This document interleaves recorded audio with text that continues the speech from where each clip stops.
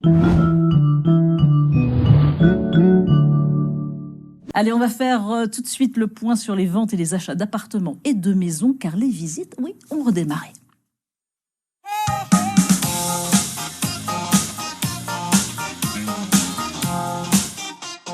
Et oui, les visites ont redémarré, les achats, les ventes, et donc je suis avec un homme heureux sur ce plateau, un notaire. Bonjour François Gauthier. Bonjour Valérie. Merci d'être avec nous aujourd'hui. Notaire à Reims, oui, heureux parce que ça a repris.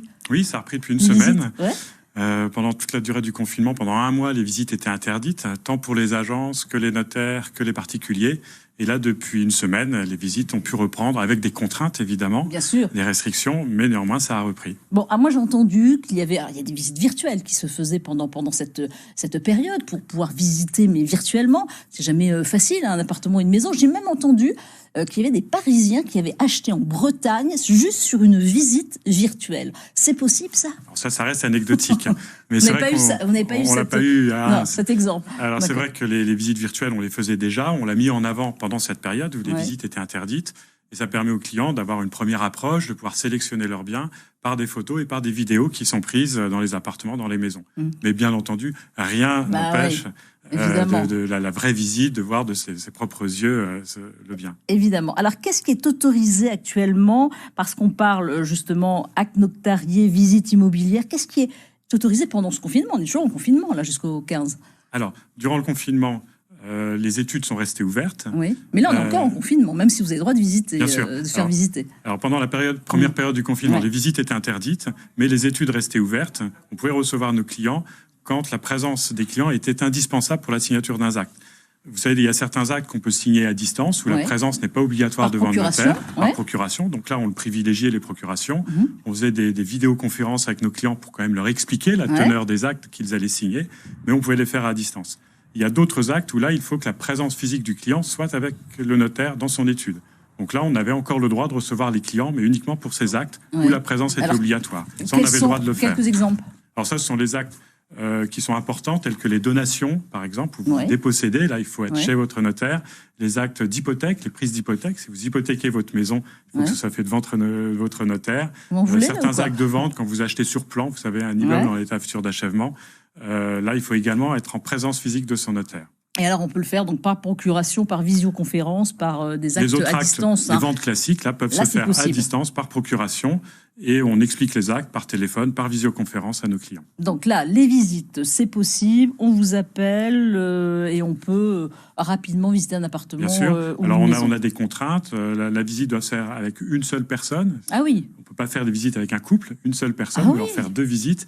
Et dans un même bien, c'est une visite par demi-journée. Et 30 minutes maximum. C'est très réglementé. Mais attendez, on ne peut pas choisir...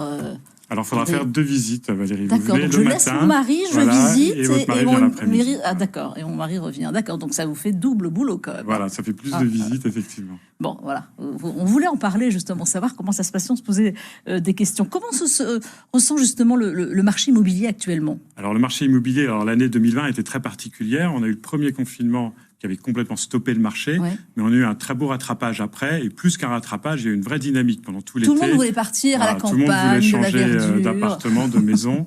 Le marché a été très dynamique. Les prix dans la région ont été en hausse. On enregistrait à peu près 4-5% de hausse de prix. Bon, c'était bien pour vous. Donc voilà, un marché qui était dynamique, fluide.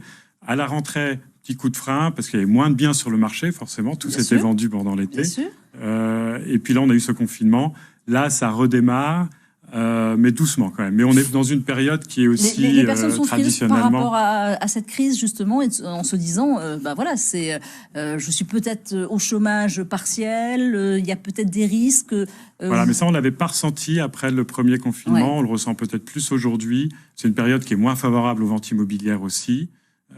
Et puis on a peu de biens sur le marché immobilier aussi. On a une pénurie de biens. Il y a plus de demandes que d'offres. On a un marché un petit peu déséquilibré aujourd'hui. Bon, il y a encore de belles propositions et même aux alentours. Alors le centre-ville, qui reste très demandé, demandé. Et les alentours. Alors il y a eu un regain d'intérêt pour les zones plus rurales, plus en périphérie urbaine, plus d'intérêt et une attirance, pour les biens avec terrasse ou les maisons avec jardin. Bon, il reste des lots quand même. Il reste des des Bien maisons, sûr, il reste bien des sûr, il faut appartements. chercher, il faut être patient. Bon. Et il faut chercher et vous trouverez. Bon, et vous ne fermez pas du tout pendant les fêtes de fin d'année, donc on peut aller visiter. Jeunes, moins jeunes pour des habitations principales, peut-être moins jeunes pour des maisons secondaires.